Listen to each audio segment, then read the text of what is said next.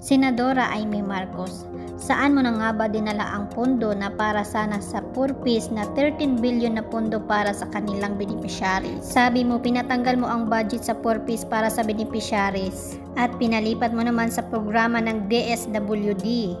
Ang masaklap, 900,000 na beneficiaries ang hindi nakatanggap ng purpose noong nakaraang taon dahil yan sa kalokohan mo.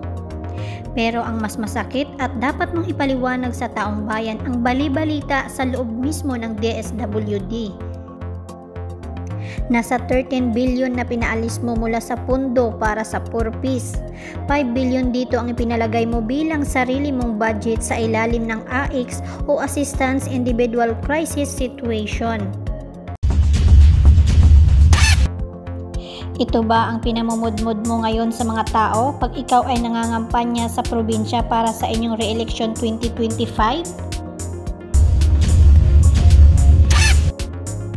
Habang namumudmud ka ng AICS ngayon para sa mga boboto sa iyo sa 2025, 900 pamilya sa ilalim ng purpose ang nagugutuman ngayon. Napapanahon na para ikaw ay dapat makasuhan at managot na sa pandarambong sa pera ng bayan. Ikaw ang tunay na magnanakaw.